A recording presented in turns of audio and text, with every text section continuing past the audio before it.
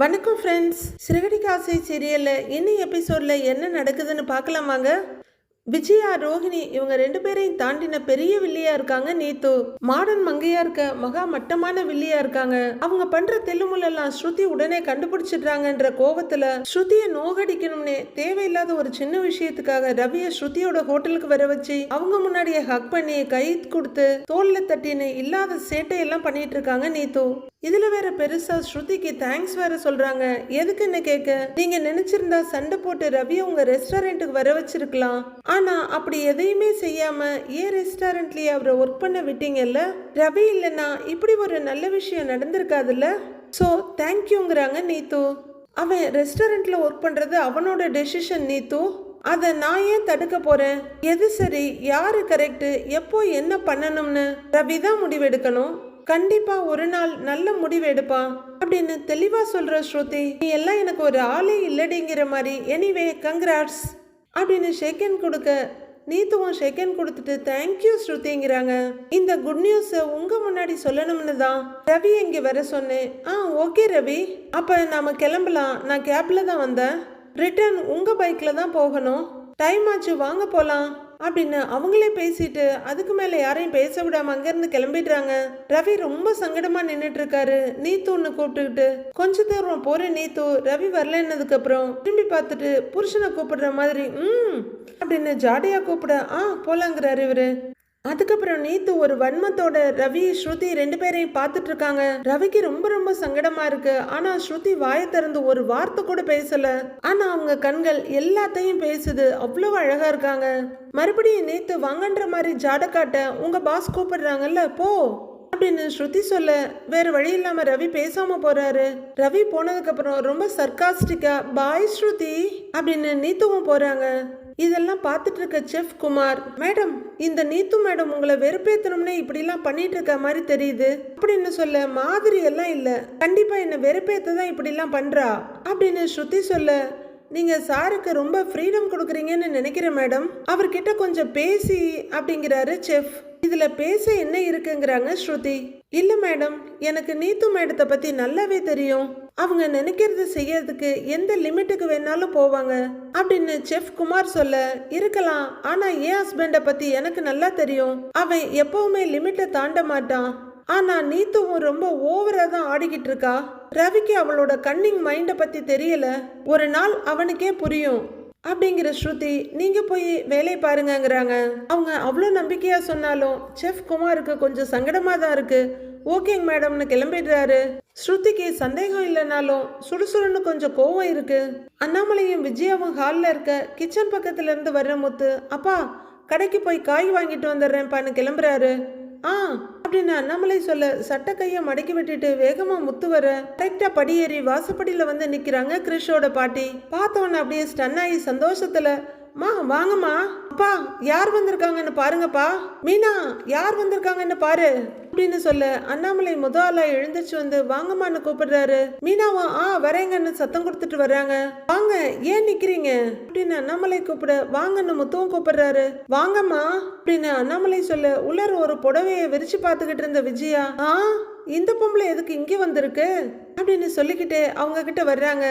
ரோஹிணியை room கதவை திறந்துகிட்டு வர மனோஜ் அப்பதான் அவரோட கோட் சூட்டை போட்டு கரெக்டா இருக்கான்னு செக் பண்ணிட்டு இருக்காரு. ரோஹிணி அப்படி இறுகின முகத்தோட வந்துகிட்டு இருக்க, அதை விட பாறங்கல்ல மாதிரி முகத்தை வச்சுக்கிட்டு வாங்கம்மான்னு மீனா உள்ள இருந்து வர்றாங்க. நீங்க எப்படிமா இருக்கீங்க, கிறிஷ் எப்படி இருக்கான், ஏன் அவனை கூட்டிட்டு வரலன்னு அண்ணாமலை கேட்டுக்கிட்டு மெதுவா நடக்க ரோஹிணியோட அம்மாவும் மெதுவா நடந்து வர்றாங்க. கூட வரலையான்னு அண்ணாமலை கேட்க ஸ்கூலுக்கு போயிருக்கானாமான்னு முத்துவும் கேட்கிறாரு. இல்லப்பா, கீழே அவன் வண்டியில தான் இருக்கான்னு அவங்க சொல்ல, ஏன் அவனை அங்கேயே விட்டுட்டு வந்தீங்க, நான் போய் கூட்டிட்டு வரேன் இருங்கன்னு முத்து வெளியே போக பாக்குறாரு. முத்து இருப்பா, முதல்ல நான் உங்க எல்லார்கிட்டையும் ஒன்னு பேசணும் அப்படின்னு கிறிஷோட பாட்டி சொல்ல எல்லாரும் ஒருத்தர் பாத்துக்கிறாங்க. ரோஹிணி மட்டும் கடவுளை எதுவும் சொதப்பாம இருக்கணும்ன்ற மாதிரி பாக்குறாங்க. அம்மா முதல்ல அவனை கூட்டிட்டு வந்துட்டு பேசிக்கலாம், எதுக்கு அவனை தனியா விட்டுக்கிட்டு நான் போய் கூட்டிட்டு வரேன்னு முத்து மறுபடியும் வெளியே திரும்புறாரு. அவங்க அப்பா முத்துவோட முதுகுல கைய வச்சு, முத்து இப்படி வான்னு கூப்பிடுற, அவரு திரும்பி வர்றாரு. அவங்க தான் ஏதோ பேசணுங்கிறாங்கல்ல அப்படின்னு அண்ணாமலை சொல்றாரு. ஆமா, என்ன பேச போறீங்க, என்ன பணம் ஏதாவது வேணுமா அப்படின்னு விஜயா ரொம்ப வெடுக்குன்னு கேட்க, அப்படிலாம் எதுவும் இல்லைங்க, நான் வேற ஒரு விஷயமா அப்படின்னு அவங்க அம்மா தயங்கிக்கிட்டு இருக்க. எதுவா இருந்தாலும் சொல்லுங்கம்மா அப்படின்னு விஜயா வெடுக்குன்னு சொல்றாங்க. எங்க இதுக்கு மேல இவங்க இழுத்துட்டே இருக்க போறாங்க, சட்டு புட்டுன்னு முடிச்சு கிளம்பட்டோன்னு. அம்மா என்னம்மா, ஏம்மா முகமே சரியில்லை, ஏதாவது பிரச்சனையா? நீங்க முதல்ல வாங்க உட்காருங்க. அப்பா உட்காருப்பா அப்படின்னு முத்து சொல்ல உட்கார வந்துட்டு இருக்க கிறிஷோட பாட்டி ரூம் வாசப்படியில நின்று இருக்க ரோஹிணிய அப்படியே சைஸா ஒரு பார்வை பார்த்துட்டு வர்றாங்க. மீனாவும் ரோஹிணியை தான் பாக்குறாங்க. வழக்கம் போல மீனா முறைச்சிக்கிட்டு இருக்க. மீனா ப்ளீஸுங்கிற மாதிரி ரோஹிணி பார்த்துட்டு இருக்காங்க. உட்காருங்கம்மான்னு முத்து சொல்ல மீனா கிச்சன் பக்கம் போறாங்க. அப்படியே மீனா வந்து முத்து பக்கத்துல நின்னுக்கிறாங்க. உட்கார்ந்த அந்த லேடி பூஸ் பூஸ்ன்னு அழ ஆரம்பிக்கிறாங்க. அம்மா என்னம்மா, என்னாச்சு, ஏன் அழறீங்க அப்படின்னு முத்து பதட்டமா கேக்குறாரு. என் பொண்ணு, என் பொண்ணு அப்படின்னு கிறிஷோட பாட்டி சொல்லிட்டு இருக்க. உங்க பொண்ணுக்கு என்ன, ஏதாவது உடம்பு சரியில்லையா? ஹாஸ்பிட்டலுக்கு போக ஏதாவது பணம் கேட்க வந்தீங்களா அப்படின்னு விஜயா படபடக்குறாங்க. விஜயா, என்ன விஜயா இது, என்ன பேசுறதுன்னு தெரியாதா உனக்கு? அவங்க ஏதோ சொல்ல வர்றாங்க, அதை சொல்ல விட மாட்டேங்கிறாங்கிறாரு அண்ணாமலை. அழாதீங்கம்மா, சொல்லுங்க, என்ன விஷயம் சொல்லுங்க அப்படின்னு அண்ணாமலை கேட்க. அது வந்து அப்படின்னு தேம்பி தேம்பி அழறாங்க கிறிஷோட பாட்டி. மா, உங்க பொண்ணு ஊருக்கு வரேன்னு சொல்லிட்டு வரமாட்டேன்னு ஏமாத்திக்கிட்டு இருக்கா அப்படின்னு முத்து கேட்டுட்டு இருக்க. ரவியும் ஸ்ருதியும் கூட வெளியே வந்து பாக்குறாங்க. கொஞ்ச நேரம் தேம்பி தேம்பி அழுதுட்டு என் பொண்ணு இனிமே எப்பவுமே வரமாட்டாப்பாங்கிறாங்க கிறிஷோட பாட்டி. எல்லாரும் என்னடாங்கிற மாதிரி பார்த்துட்டு இருக்க. என்னம்மா சொல்லிட்டு இருக்கீங்க நீங்க? அவங்களோட அம்மா நீங்க. பையன் இங்க இருக்கிறான், வரமாட்டேன்னு சொன்னாங்கன்னா என்ன அர்த்தம் அப்படின்னு முத்து கொஞ்சம் கோவமா தான் கேக்குறாரு. மறுபடியும் கொஞ்ச நேரம் விசும்பிட்டு என் பொண்ணு என்னை விட்டு ஒரேடியா போயிட்டாப்பாங்கிறாங்க அந்த பாட்டி. போயிட்டாங்கன்னா முத்து புரியாம கேக்குறாரு. என் பொண்ணு இறந்துட்டாப்பா அப்படின்னு சொல்லி கிறிஷோட பாட்டி அழன்னு அழறாங்க. விஜயாவுக்கே திக்குன்னு இருக்கு. அப்படின்னு பார்க்க எல்லாருமே அதிர்ந்து போய் பாக்குறாங்க. மறுபடியும் மீனாவும் ரோஹிணியும் ஒரு பார்வை பரிமாற்றம். மை காட், மீனா, இவங்க சொன்னதை கேட்டீங்களா? இவங்க பொண்ணு இறந்துட்டாங்களான்னு ஸ்ருதி அதிர்ச்சியா சொல்ல. ஆமாங்க, நானும் அதிர்ச்சியில தான் இருக்கேன் அப்படின்னு மீனா கோவத்தை மறைச்சிட்டு பேச ரோஹிணி அவங்களையே பாக்குறாங்க. அம்மா, எப்படிம்மா, அவங்க நல்லா தானே இருந்தாங்க, திடீர்னு இப்படி வந்து சொல்றீங்க அப்படின்னு முத்து கேட்க அவங்களும் அழுதுகிட்டே ஆமாப்பா, துபாயில கார் ஆக்சிடென்ட்ல அவ இறந்துட்டாப்பா அப்படின்னு அவங்க அழுதுகிட்டே சொல்ல. நல்ல அம்மா, நல்ல பொண்ணு, நல்ல நாடகம் ஆடுறீங்கடி அப்படிங்கிற மாதிரி மீனா பார்க்க. என்னங்க மீனா பண்றது, சிச்சுவேஷன் அப்படி அப்படிங்கிற மாதிரி ரோஹிணியை பாக்குறாங்க. கிறிஷோட பாட்டி விடாம அழுதுகிட்டே இருக்க கேட்கவே மனசுக்கு ரொம்ப கஷ்டமா இருக்கு. சின்ன வயசுலயே இப்படி ஆயிடுச்சே அப்படிங்கிறாரு அண்ணாமலை. அட பாவமே, உங்களுக்கு ஒரே பொண்ணு தானே அப்படின்னு விஜயா கேட்க ஆமான்னு தலையாடுறாங்க அந்த அம்மா. விஜயாவுக்கே மனசு தாங்கல. அச்சச்சோன்னு எழுந்து போய் அவங்க பக்கத்துல உட்காந்து அவங்க கையை பிடிச்சுக்கிட்டு எனக்கு என்ன சொல்றதுன்னே தெரியல. பெத்தவங்க இருக்கும்போது பிள்ளைங்களோட ஆயுசு முடியறதெல்லாம் பெரிய கொடுமைங்க, மனசை தேத்திக்கோங்கன்னு ஆறுதல் சொல்ல. அட நம்ம அத்தையா இது அப்படின்னு மீனாவும் அட ஆன்ட்டி இவ்வளோ தூரம் இறங்கி வந்து பேசுவாங்களா அப்படின்ற மாதிரி ரோஹிணியை பார்த்துட்டு இருக்காங்க. அம்மா, நீங்க போய் பார்த்தீங்களாமா அப்படின்னு அதிர்ச்சியில உறைஞ்சு போன முத்து கேட்க. இல்லப்பா, அவ முகம் பார்க்க முடியாத அளவுக்கு ரொம்ப செதஞ்சு போச்சுன்னு சொன்னாங்க. அவ ஃப்ரெண்ட்ஸ் எல்லாம் சேர்ந்து காரியம் பண்ணிட்டாங்க அப்படின்னு அவங்க அம்மா அழுதுகிட்டே சொல்ல. விஜயா ஆறுதலா அவங்க கைய புடிச்சுக்கிட்டு இருக்காங்க. இவகிட்ட இருந்துதான் இவங்களுக்கு நடிக்கிற திறமையே வந்திருக்கும் போல அப்படின்னு மீனா அவங்க அம்மாவையும் ரோஹிணியையும் மாத்தி மாத்தி பாக்குறாங்க. அதுக்காக உங்களை கூட முகத்தை கூட பார்க்க விடாம அவங்களா பண்ணிட்டா எப்படி ஆண்டிங்கிறாங்க ஸ்ருதி. நீங்க அங்க போயிருக்கலாம் இல்ல ஆண்டி அப்படின்னு ரவி கேட்க. நான் போற வரைக்கும் அவ உடம்பு தாங்காதுன்னு சொல்லிட்டாங்கப்பா அப்படின்னு அவங்க அம்மா சொல்லிட்டு இருக்க. அடேங்கப்பான்னு மீனா ரோஹிணியை பார்க்க ரோஹிணி தரைய பாக்குறாங்க. உங்களுக்கு என்ன ஆறுதல் சொல்றதுன்னே தெரியலம்மா, என்ன சொன்னாலும் குழந்தை எழுந்த துக்கம் போகாது, நீங்க தாமா தைரியத்தை வர வச்சுக்கணும் அப்படின்னு அண்ணாமலை சொல்லிட்டு இருக்க. இதுவரையிலும் அம்முக்குழி மாதிரி நின்றுட்டு இருந்த மனோஜ் பாவம்ல ரோஹிணிங்கிறாரு. ஏதோ வெளியூர்ல போய் சம்பாதிக்க போய் இப்படி உயிரே போயிடுச்சு பாரு அப்படின்னு மனோஜ் சொல்ல. ஆமா, நினைச்சாலே கஷ்டமா இருக்கு அப்படின்னு ரோஹிணி சொல்லிட்டு இருக்க. அடேங்கப்பா, வாயை திறந்த சரளமா போய் வருதே அப்படின்ற மாதிரி மீனா பார்க்க. ஐயோ, இவ வேற பார்த்து பார்த்தே கொல்றா அப்படின்ற மாதிரி ரோஹிணியை பார்த்துட்டு முகத்தை திருப்பிக்கிறாங்க. முத்து ரொம்பவே உடைஞ்சு போயிடுறாரு. என்ன சொல்றதுன்னே எனக்கு தெரியலம்மா. மீனா கூட உறைஞ்சு போய் நிக்கிறா பாருங்க. நாங்களும் என்னைக்காவது உங்க பொண்ணை பார்த்துடலாம்னு இருந்தோம், இப்ப கடைசி வரையிலும் பார்க்கவே முடியாம போயிடுச்சு பாத்தியா, இதுதான் விதிங்கிறது அப்படின்னு முத்து ரொம்பவே பரிதாபமா சொல்ல. எனக்கு என்ன சொல்றதுன்னே தெரியலங்க அப்படின்னு மீனாவும் அவங்க பங்குக்கு சொல்லி வைக்கிறாங்க. மறுபடியும் 2 பேருக்கு இடையில பார்வை நாடகம்தான். அம்மா, கிருஷுக்கு இந்த விஷயம் தெரியுமாம்மா அப்படின்னு முத்து கேட்க. அம்மா எங்கன்னு அவன் என்கிட்ட கேட்டப்ப சாமி கிட்ட போயிட்டான்னு சொன்னேன். அவனுக்கும் விவரம் புரியுற வயசு வேற. அப்படிங்கிறவங்க கொஞ்ச நேரம் அழுது வார்த்தைகளை தேடி அம்மா இனிமே வரமாட்டாங்கல்லன்னா அவனுக்கு என்ன பதில் சொல்றதுன்னே தெரியல அப்படின்னு கல்யாணியோட அம்மா அழுதுகிட்டு இருக்க மறுபடியும் மீனா ரோஹிணியை முறைக்கிறாங்க. இங்க இருந்து தப்பிச்சு வேற போக முடியாது, இவ பார்வையை தாங்கிதான் ஆகணும்ன்ற மாதிரி ரோஹிணியும் பார்த்துட்டு இருக்காங்க. அப்பா, கடவுள் ஏன் இவ்வளவு கொடுமையான ஆளா இருக்கிறாரு? கிறிஷ் வேற அவனோட அம்மா பாசம் கிடைக்கும்னு ஏங்கிக்கிட்டு இருந்தான், இனிமே எப்பவுமே அவனுக்கு கிடைக்காது இல்லப்பா அப்படின்னு முத்து ரொம்பவே உடைஞ்சு போய் அழாத குறையா உட்காந்துட்டு கேக்குறாரு. நம்ம கையில என்னடா இருக்கு, எல்லாம் விதிங்கிறாரு அண்ணாமலை.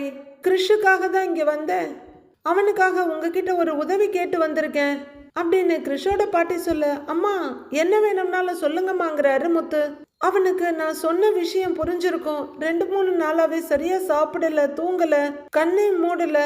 இத்தனை நாளா அம்மா கூட இருக்கணும்னு கேட்டவன் இப்போ முத்து மாமா மீனா ஆண்டி கூட இருக்கேங்கிறான் அப்படின்னு அந்த அம்மா சொல்லிட்டு இருக்க விஜயா திடுக்குன்னு பாக்குறாங்க. ஓகே, ஒரு வழியா உங்க அம்மா நாடகத்தை அரங்கேற்றி முடிச்சிட்டாங்க போல இருக்கே அப்படின்ற மாதிரி மீனா ரோஹிணியை பாக்குறாங்க.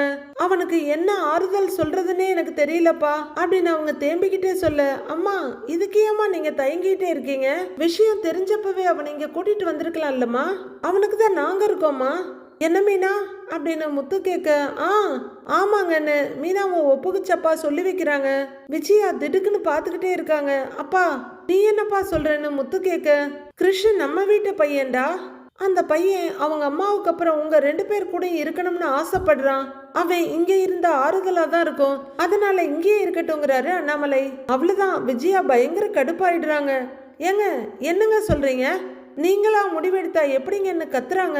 வேற யார் எடுக்கணும்னு முத்து கேட்க, நான் எடுக்கணும்டா, இது ஏன் வீடு அப்படிங்கிற விஜயா, உனக்கெல்லாம் ஆறுதலாவது ஒன்னாவது அப்படிங்கிற மாதிரி வெடுக்குன்னு எழுந்து போறாங்க.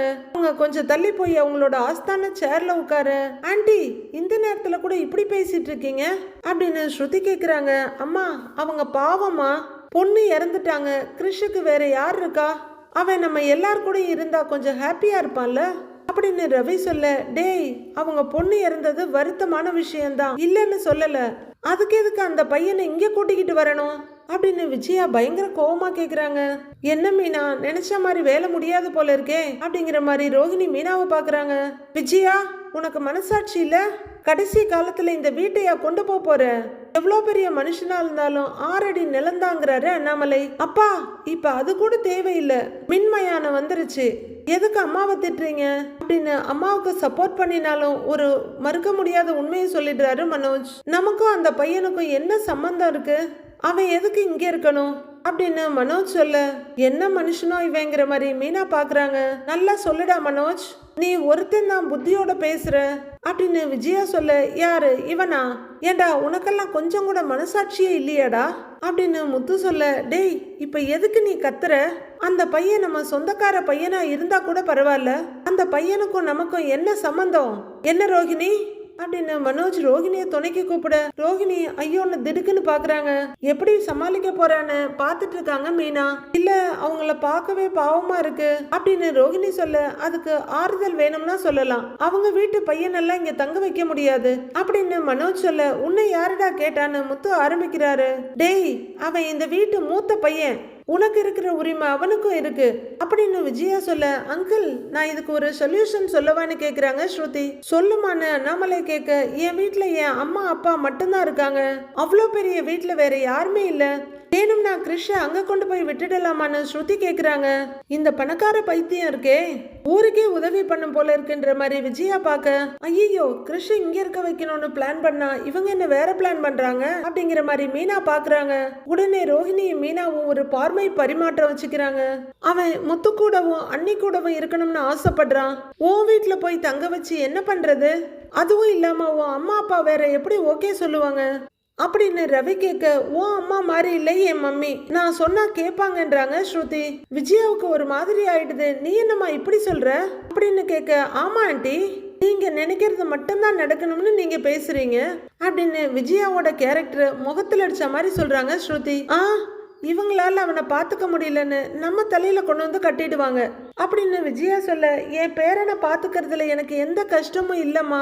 என் உடம்புல உயிர் இருக்கவர்ல என்னால அவனை பாத்துக்க முடியும் அப்படின்னு மனசார சொல்றவங்க அவனோட இந்த நிலைமையில அவனுக்கு பிடிச்சவங்களோட இருந்தா அவன் சந்தோஷமா இருப்பாங்கிறதுக்காக தான் இங்க கூட்டிட்டு வந்த அப்படின்னு கிறிஷோட பாட்டி அழுதுகிட்டே சொல்ல, அம்மா நீங்க சொல்றது கரெக்ட் தாம்மா, அவனுக்கு எந்த கஷ்டமும் இல்லாம நாங்க பாத்துக்கிறோமா, நீங்க கவலைப்படாதீங்கிறாரு முத்து. அது எனக்கு நல்லா தெரியும்பா, உன்ன மாதிரியும் உன் ஒய்ஃப் மாதிரியும் ஒரு இழிச்சுவாய் இருக்கிறதுனாலதான் நான் இந்த வீட்டு படியேறி தைரியமா வந்திருக்கேன்ற மாதிரி. ரொம்ப நாள்லாம் இல்லப்பா, அவன் மனசு கொஞ்சம் ஆறுதல் ஆகட்டும், அதுக்குள்ள நான் ஊருக்கு போய் நிலத்தெல்லாம் வித்துடலாம்னு இருக்கேன். அவன் எதிர்காலத்துக்கு உதவும் இல்ல, அது வரைக்கும் அவன் இங்க இருந்தா போதுங்கிறாங்க கிறிஷோட பாட்டி. எத்தனை நாள் வேணும்னாலும் அவன் இங்க இருக்கட்டும். டேய் போய் அவனை கூட்டிட்டு வான்னு முத்துக்கிட்ட சொல்றாரு அண்ணாமலை. சரிப்பா அப்படின்னு சந்தோஷமா ஓடுறாரு முத்து. ஏய் டேய் இருடா டேய் அப்படின்னு விஜயா கத்திட்டு இருக்க, என் காதுல எதுவுமே விழலங்கிற மாதிரி முத்து ஓடி போயிடுறாரு. ஏங்க நான் சொல்லிக்கிட்டே இருக்கேன், நீங்க என்னங்க அவனை கூட்டிக்கிட்டு வர சொல்றீங்க, அவனும் போறான் அப்படின்னு விஜயா புரிஞ்சுக்கிட்டு இருக்க. விஜயா கொஞ்சமாவது மனுஷத்தன்மையோட நடந்துக்க, அவங்க பேசுறத கேட்டல்ல, ஒரு சின்ன பையன் அம்மாவை இழந்திருக்கிறான், அவன் மனசு தேர்ற வரைக்கும் அவன் இங்க இருக்கட்டும்னு நினைக்கிறாங்க, அது தப்பில்ல அப்படின்னு அண்ணாமலை சொல்ல, மறுபடியும் 2 பேரும் பார்வை பரிமாற்றம். அம்மா கிருஷி இதுக்கு முன்னாடி கொஞ்ச நாள் இங்க இருந்தான்ல, அதே மாதிரி இங்க இருக்கட்டுமே அப்படின்னு ரவி சொல்ல, ஆன்ட்டி அவன் இங்க இருக்கிறதுல உங்களுக்கு என்ன ப்ராப்ளம்னு கேக்குறாங்க ஸ்ருதி. இப்ப இவங்க கொஞ்ச நாள்னு சொல்லுவாங்க, அப்புறம் ஒரேடியா இங்கேயே விட்டுட்டு போயிடுவாங்க. ஏற்கனவே அவனை இங்க கொண்டு வந்து விட்டுட்டு காணாம போனவங்க தானே அப்படின்னு விஜயா கரெக்டா பாயிண்ட புடிச்சு சொல்றாங்க. ரோஹிணியோட அம்மா ரொம்ப சங்கடமா முகத்தை வச்சுட்டு உட்கார்ந்துருக்க. மீனா நீங்க ஏதாவது பண்ண முடியுமாங்கிற மாதிரி ரோஹிணி பாக்குறாங்க. அத்தை அன்னைக்கு கிருஷ் அவங்க பொண்ணு கூட இருக்கணுங்கிறதுக்காக அப்படி பண்ணினாங்க, இனிமே அந்த மாதிரி எல்லாம் பண்ண மாட்டாங்க அப்படின்னு மீனா சொல்ல, நீ என்ன அவனுக்கு வக்காலத்தா, உன்னை சொல்லணும் முதல்ல, உன்னாலதான் தேவையில்லாதவங்க எல்லாம் இங்க வர்றாங்க அப்படின்னு விஜயா வழக்கம் போல மீனாவை திட்ட. எனக்கு இதெல்லாம் தேவைதானா அப்படிங்கிற மாதிரி ரோஹிணியை பாக்குறாங்க மீனா. நானும் என்ன பண்றது மீனா, சிக்கலாதான் இருக்கு, பாக்கலாம் அப்படிங்கிற மாதிரி ரோஹிணி பாக்குறாங்க. அப்பா அந்த பையன் இங்க இருக்கிறதுல எனக்கு கொஞ்சம் கூட இஷ்டம் இல்லப்பா அப்படின்னு மனோஜ் சொல்ல, உன் கருத்துக்கு நன்றிப்பா, ஆனா யாரும் உன் கருத்தை கேட்கல அப்படின்னு அண்ணாமலை சொல்ல, இப்ப அண்ணாமலைக்காக பேசுறதா மனோஜுக்காக பேசுறதான்னு முழிச்சிட்டு நிக்கிறாங்க ரோஹிணி. டேய் மனோஜ் இவ்வளவு செல்ஃபிஷா இருக்காதடா அப்படின்னு ரவி சொல்லிட்டு இருக்கும் போதே முத்து போய் கிருஷ கூட்டிட்டு வந்துடுறாரு. கிருஷ் முன்னாடி வர அவரோட பொட்டி படுக்கையெல்லாம் முத்து தூக்கிட்டு வர்றாரு. கிரிஷ் குடுகுடுன்னு உள்ளர ஓடி வர, ஏய் பாத்து பாத்துன்னு சொல்லிட்டு முத்து பின்னாடி வர்றாரு. சோஃபா சந்தில எல்லாம் போந்து தாத்தா அப்படின்னு கிரிஷ் ஓடி வந்த அண்ணாமலையை ஹக் பண்ணிக்க, வாடா வா வா அப்படின்னு அவரும் ஹக் பண்ணிட்டு எப்படிடா இருக்கன்னு கேக்குறாரு. ரொம்ப நாளைக்கு அப்புறம் மீனா முகத்துல சின்னதா ஒரு சிரிப்பு வருது. நல்லா இருக்கியான்னு அண்ணாமலை கேட்க, நான் நல்லா இருக்கேன் தாத்தா, முத்து அங்கிள் தான் இனிமே நான் இங்கே தான் இருப்பேன்னு சொன்னாங்க அப்படின்னு கிரிஷ் சொல்ல, ஆமாப்பா இனிமே நீ இங்கதான் இருக்க போற அப்படின்னு அண்ணாமலை சொல்லிட்டு இருக்க. முத்து ரொம்ப சந்தோஷத்தோட கிரிஷோட தலையை கழிச்சு விளையாடிக்கிட்டு இருக்காரு. இனி நான் தான் பேரனை பிரிஞ்சு இருக்கணுமான்னு உண்மையான வருத்தத்தோட ரோஹிணியோட அம்மா இதெல்லாம் பாத்துக்கிட்டு இருக்காங்க. ஒரு வழியா நீ நினைச்ச மாதிரி கிரிஷ் வீட்டுக்குள்ள வந்துட்டான் போதுமா அப்படிங்கிற மாதிரி மீனா பாக்க ரோஹிணி கிரிஷ தான் பாத்துட்டு இருக்காங்க. டேய் அதெல்லாம் இல்ல, நீ உன் பாட்டி கூடவே போங்கிறாங்க விஜயா. கிரிஷ் யாரு, ரோஹிணியோட பையனாச்சே, எங்க புடிச்சா வேலையாகும்னு தெரிஞ்சு உடனே முத்துவ பாக்க, அம்மா அவன் முகத்தை பார்த்ததுக்கு அப்புறமும் எப்படிமா உங்களால இப்படி பேச தோணுது அப்படின்னு முத்து கேட்க, இந்த வீட்டுல யாருக்காவது அறிவு இருந்தா தானே சொன்னதை கேட்கறதுலன்னு கங்கணம் கட்டிட்டு அலையிறீங்க, எக்கோலமா போங்க அப்படின்ற மாதிரி விஜயா முகத்தை திருப்பிக்கிறாங்க. கிரிஷ் உடனே விஜயா கிட்ட வந்து, பாட்டி நான் இங்கேயே இருக்கேன், இனிமே சேட்டை பண்ண மாட்டேன் அப்படின்னு சொல்ல விஜயா அங்க இருந்து எழுந்து போயிடுறாங்க. டேய் நீ ஸ்கூல்லயே ஒரு பையனை அடிச்சு பிரச்சனை பண்ணி இருக்கிற, நீ குட் பாய் எல்லாம் இல்லங்கிறாரு மனோஜ். அது ஒரு மானங்கெட்ட கேரக்டர், அது பேசுற பேச்ச பாக்குறப்ப இதுங்க ஆடுற நாடகம் கூட பரவாயில்லன்ற மாதிரி தான் இருக்கு. மனோஜ் என்ன நீ அப்படின்னு ரோஹிணி கேட்டுட்டு இருக்க. சாரி அங்கிள், நான் இனிமே அப்படி பண்ண மாட்டேன், நான் இந்த வீட்லயே உங்க கூடயே இருக்கேன் அங்கிள், பிளீஸ் அங்கிள் அப்படின்னு கிரிஷ் கரெக்டா கெஞ்சிக்கிட்டு இருக்க. விஜயா கோவத்தோட அண்ணாமலை பக்கத்துல வந்து கைய கட்டிட்டு உட்கார்ந்துருக்காங்க. அடுத்து ரோஹிணி கிட்ட திரும்பி, ஆன்ட்டி நான் உங்க கூடவே இருக்கேன் அப்படின்னு கேட்க, அவங்க அம்மாவும் எப்படியோ 2 பேரும் ஒன்னா இருந்தா சரி, நீ ஆன்ட்டின்னு கூப்பிட்டாலும் சரி அம்மானு கூப்பிட்டாலும் சரி, நீ எப்படியோ இவளோட இருந்தா சரிங்கிற மாதிரி அவங்க பாட்டி பாக்குறாங்க. கிரிஷ் அவங்கெல்லாம் என்னடா சொல்றது, நீ இங்கே தான்டா இருக்க போற அப்படின்னு முத்து சொல்ல, ரோஹிணி இதுக்கப்புறம் இவனை எப்படி வச்சு மேய்க்கிறது, இவன் அம்மான்னு கூப்பிடாம இருக்கணுமேங்கிற கவலையோட பாக்குறாங்க. எனக்கு என்னமோ இதெல்லாம் சரிப்பட்டு வரணும்னு தோணலைங்க அப்படின்னு விஜயா ஆரம்பிக்க, அவன் இங்கதான் இருப்பான் அப்படின்னு அண்ணாமலை சொல்ல, சே இவரும் என் பேச்ச கேக்குறாரா பாரு அப்படின்னு விஜயா கோவப்படுறாங்க. அம்மா நீங்க ஊருக்கு போய் ஆக வேண்டியதெல்லாம் பாருங்க, நாங்க கிரீஷ பாத்துக்கிறோம், நீங்க வந்ததுக்கு அப்புறம் என்ன ஏதுன்னு பேசுவோம் அப்படின்னு அண்ணாமலை சொல்ல, சே எல்லாம் ஒரே குட்டையில ஊர்ன மட்டை மாதிரி இருக்குங்க என் மனோஜை தவிர அப்படின்னு விஜயா எரிச்சலா பார்த்துட்டு இருக்காங்க. ரொம்ப நன்றிங்க ஐயா அப்படின்னு எழுந்திருக்கிற கிறிஷோட பாட்டி முத்துக்கிட்ட திரும்பி, முத்து ரொம்ப நன்றி பாங்குறாங்க. என்னம்மா நீங்க இதுக்கெல்லாம் போய் நன்றி சொல்லிட்டு இருக்கீங்க, நீங்க தைரியமா இருங்க, கிறிஷ நாங்க பாத்துக்கிறோம் அப்படின்னு அவர் ரொம்ப சந்தோஷமாவே சொல்றாரு. கிறிஷ் நான் ஊருக்கு போயிட்டு வரேன், நீ மீனா ஆண்டி சொல்றது கேட்டு சமத்தா நடந்துக்கணும் சரியா அப்படின்னு பேரங்கிட்ட சொல்ல, சரி பாட்டி அப்படின்னு கிறிஷும் தலையாட்ட வாப்பான்னு கிறிஷ கூட்டிட்டு வந்து அண்ணாமலை கையில கொடுத்துட்டு, நான் வரேங்க ஐயா வர்றேன் அப்படின்னு கிறிஷோட கன்னத்துல தட்டி கொடுத்துட்டு பாட்டி கிளம்புறாங்க. மீனா கிட்ட வந்து வரேன் மீனான்னு சொல்ல, கவலைப்படாம போயிட்டு வாங்க, நீங்க வர்றதுக்குள்ள எல்லாம் சரியாயிடும் அப்படிங்கிற மீனா ரோஹிணிய ஒரு பார்வை பாக்குறாங்க. அடுத்து அப்படியே சைஸா ரோஹிணிய பாத்துக்கிட்டு அவங்க அங்கிருந்து கிளம்ப கிறிஷும் அண்ணாமலையும் விளையாடிட்டு இருக்காங்க. முத்துவும் அதுல ஜாயின் பண்ணிக்கிறாரு. வாசப்படிக்கிட்டு போய் செருப்ப போடுற கிறிஷோட பாட்டி, எனக்கு அவனை விட்டுட்டு இருக்கிறது கஷ்டம்தான், ஆனாலும் எப்படியோ உங்ககிட்ட கொண்டு வந்து சேர்த்துட்டேன், நீ அவனை எந்த பிரச்சனையும் இல்லாம நல்லபடியா பாத்துக்கணுங்கிற மாதிரி ஒரு பார்வை பார்த்துட்டு கிளம்புறாங்க. அம்மா போற வரைக்கும் பார்த்துட்டு ரோஹிணி அப்படியே மீனாவை திரும்பி பாக்குறாங்க. கிறிஷ் கூட விளையாடிக்கிட்டு அவருக்கு கிச்சு கிச்சு மூட்டிட்டு தூக்கி சோஃபால உட்கார வைக்கிறாரு முத்து. மீனா அங்க நின்னுட்டு இருக்க, நல்ல வேலை மீனா, இன்னைக்கு நான் லாங் டிரைவ் போக வேண்டியது, நீ வேணான்னு சொன்ன, நீ சொன்னது நல்லதா போச்சு பாத்தியா, தெய்வ வாக்கு மாதிரி சொன்ன, நான் மட்டும் இன்னைக்கு வீட்டுல இல்லாம இருந்திருந்தா இவனை அம்மா இன்னைக்கு வீட்லயே சேர்த்திருக்க மாட்டாங்க அப்படின்னு முத்து சொல்ல, ஐயோ அப்பாவி முத்து, இதெல்லாம் பிளான் பண்ணி நடந்ததுன்ற மாதிரி ரோஹிணி பாக்குறாங்க. முத்துவோட தோல்ல தட்டி முதல்ல அவனுக்கு சாப்பிட ஏதாவது கொடுங்கடாங்கிறாரு அண்ணாமலை. கிறிஷோட முகத்தை பார்த்தா 3 நாள் சாப்பிடாம தூங்காம இருந்த மாதிரி எல்லாம் ஒன்னும் தெரியல. சரிப்பாங்கிற முத்து, டேய் வாடா வாடா வாடா வா அப்பா அப்படின்னு தூக்கி கையில வச்சுக்கிட்டு டைனிங் டேபிள் கிட்ட போறாரு. உன் பையன் வந்தாச்சு, முடிஞ்ச வரைக்கும் சீக்கிரமா உண்மையை சொல்லப்பாரு அப்படிங்கிற மாதிரி ஒரு பார்வை பார்த்துட்டு மீனாவும் கிச்சனுக்கு போறாங்க. இனி என்னென்ன பிரச்சனை வரப்போகுதோ கடவுளே, எந்த பிரச்சனையும் வராம இருந்தா பரவாயில்லன்ற மாதிரி ரோஹிணி அவங்க ரூம்க்கு போறாங்க. ரூம்குள்ள வந்த மனோஜ் மறுபடியும் பெர்ஃப்யூமா இன்னொரு ரவுண்ட் அடிச்சுக்கிட்டு, யூஸ்லெஸ், கிளம்புற நேரத்துல வந்து தொந்தரவு பண்ணிக்கிட்டு, ரோஹிணி நான் ஆபீஸ் கிளம்புறேன் அப்படின்னு மனோஜ் வெளியே போக விஜயா ரூம்குள்ள வர்றாங்க. ஏதோ திருடங்கையிலேயே சாவியை கொடுத்த மாதிரி, ரோஹிணி இதுங்க பண்ற கூத்தெல்லாம் பாத்தியா நீ, இந்த வீட்டை மடமாவே மாத்திட்டாங்க, அவனே அவங்க அம்மாவை முழுங்கிட்டு வந்து நிக்கிறான், என்ன ராசியோ தெரியல தர்திரம் பிடிச்சவன் அப்படின்னு விஜயா வாய்க்கு வந்ததை திட்டிக்கிட்டு இருக்க. ஆண்டி என்ன ஆண்டி, சின்ன பையன் பாவங்கிறாங்க ரோஹிணி, இதுங்களுக்கெல்லாம் பாவம் பார்க்க கூடாதுமா, இதுக்கு ஒரு முடிவு கட்டியே ஆகணும், நீ பார்வதி வீட்டுக்கு வா, அங்க வச்சு இதுங்களை என்ன செய்யணும்னு பேசுவோம், நீ சீக்கிரம் வான்னு சொல்லிட்டு விஜயா வெளியில போக, ஐயோ நம்ம பையனை விரட்ட நம்ம கிட்டயே ஐடியா கேட்பாங்க போல இருக்கே அப்படின்னு ரோஹிணி கலங்கி போய் நிக்கிறாங்க. இதே அவன் வேற யாரோட பையனா இருந்தா முதல்ல விரட்டணும்னு நினைக்கிறது ரோஹிணியா தான் இருப்பாங்க. பார்வதி இப்பெல்லாம் அவங்க கதை சொல்ற விஷயத்துல ரொம்ப பிஸி ஆயிடுறாங்க. விஜயாவோட சேர்ந்து வெட்டி வேலை பார்க்காம உருப்படியான வேலை பார்க்கறவங்க, இன்னைக்கு கதை முடிஞ்சிருச்சு, நாளைக்கு பார்க்கலாம், குட் நைட் அப்படின்னு கேமராவை பார்த்து சொல்ல, சிவனும் சோஃபால உட்காந்து சிரிப்போட பார்த்துட்டு இருக்காரு. இவங்க முடிச்சதும் சூப்பர் பாரு, நல்லா பேசுனீங்க அப்படின்னு ஒரு வழக்கம் போல பாராட்டிட்டு இருக்க. மேடம்னு சத்தம் கேக்குது. பார்வதி சோஃபால இருந்து எழுந்து யாருங்கன்னு கேட்டுக்கிட்டு வர்றாங்க. உங்களை பார்க்கதாங்க மேடம் வந்திருக்கேன் அப்படின்னு அந்த லேடி சொல்ல, வாங்க உள்ள வாங்கன்னு கூப்பிடுறாங்க பார்வதி. அந்த லேடி கையில ஒரு பொக்கேவோட வர்றாங்க. யார் நீங்க, என்ன விஷயம் அப்படின்னு பார்வதி கேட்க, உங்க 2 பேராலையும் என் வாழ்க்கையில ஒரு நல்லது நடந்திருக்குங்க மேடம் அப்படின்னு அவங்க சிரிப்போட சிவனையும் பார்வதியையும் பார்த்து சொல்ல, எங்க 2 பேராலையா அப்படின்னு கேட்டுக்கிட்டு சிவனும் எழுந்து நிக்கிறாரு. அந்த லேடியும் அப்படின்னு தலையாட்ட, என்ன விஷயம்னு கேக்குறாரு அவரு. எனக்கு ஒரே ஒரு புள்ளதான், அவன் கல்யாணத்துக்கு அப்புறம் என் மருமக என்கிட்ட சண்டை போட்டுக்கிட்டு என் பிள்ளையையும் என் பேரனையும் என்கிட்ட இருந்து பிரிச்சு தனியா கூட்டிக்கிட்டு போயிட்டாங்க அப்படின்னு அந்த லேடி சொல்ல, எனக்கு மட்டும்தான் இப்படி நடந்துச்சுன்னு நான் நினைச்சிட்டு இருந்தேன், இந்த மாதிரி நிறைய பேர் இருக்காங்க போல இருக்கு, நீங்க சொல்லுங்கம்மாங்கிறாங்க பார்வதி.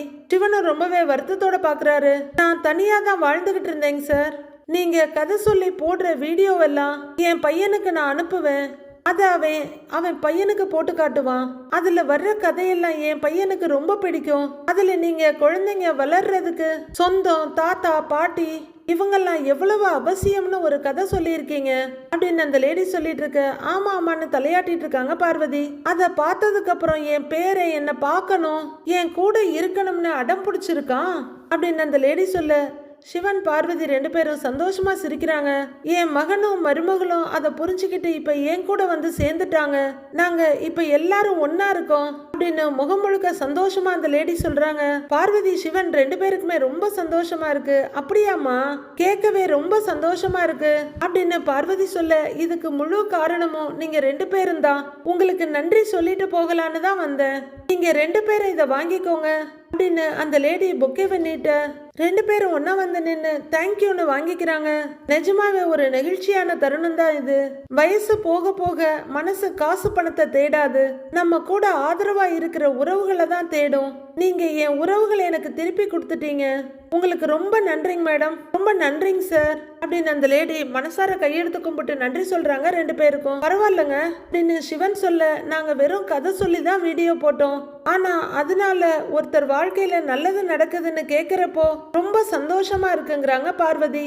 எந்த ஒரு படைப்பும் அடுத்தவங்களுக்கு பயனுள்ளதா மாறும்போதுதான் அதுக்கு ஒரு அர்த்தம் கிடைக்கும் அப்படின்னு சிவன் சொல்ல, நீங்க 2 பேரும் என் வாழ்க்கையில செஞ்சது நான் செஞ்ச புண்ணியம் தான். இதை நான் என்னைக்குமே மறக்கவே மாட்டேன் அப்படின்னு அந்த லேடி ரொம்ப தேங்க்ஃபுல்லா சொல்றாங்க. ரொம்ப நன்றிங்க மேடம், உங்களுக்கும் நன்றி, வரேங்க அப்படின்னு அந்த லேடி நிறைவோட அங்கிருந்து போறாங்க. இதெல்லாம் யோசிச்சுட்டு இருக்க பார்வதி அப்படியே அழ ஆரம்பிச்சுட. என்ன பாரு, ரொம்ப எமோஷனல் ஆயிட்டீங்க அப்படின்னு சிவன் கேட்க, ஆமா என் புள்ள என் கூட இல்ல. ஒரு அம்மாவா என்னோட தவிப்பு யாருக்குமே தெரியாது. ஆனா அந்த அம்மா அவங்க பிள்ளையோட சேர்ந்ததுக்கு நானும் ஒரு காரணமா இருக்கேன்னு பார்வதி அழுதுட்டே சொல்றாங்க. ஆமா அப்படின்னு சிவன் சொல்லிட்டு இருக்க, என் வாழ்க்கையிலேயே இப்பதான் ஒரு அர்த்தம் கிடைச்ச மாதிரி இருக்கு அப்படின்னு பார்வதி சொல்லிட்டு இருக்க. இதை கேட்டுக்கிட்டே விஜயா வாசப்படியில வந்து நிக்கிறாங்க. தேங்க்யூ ஷிவ் அப்படின்னு பார்வதி சொல்ல, தேங்க்யூ பாரு அப்படின்னு அவரும் கையில பொக்கேவோட வச்சுட்டு ரொம்ப நெகிழ்ந்து போய் சொல்றாரு. விஜயாவோட கண்களுக்கு இதெல்லாம் வேற மாதிரி தெரியுது. ஐயோ, இவன் பொக்கேவோட வந்து ப்ரப்போஸ் பண்ண போறானா இல்ல ப்ரப்போஸ் பண்ணிட்டானா அப்படின்னு விஜயா குழம்பி போய் நிக்கிறாங்க. அவங்க என்ன மிஸ் அண்டர்ஸ்டாண்ட் பண்ணிக்கிட்டு என்ன மாதிரி குழப்பத்தெல்லாம் உருவாக்க போறாங்க, இதால என்ன பிரச்சனை வரப்போகுதுன்னு நாளைக்கு பார்க்கலாம் ஃப்ரெண்ட்ஸ்.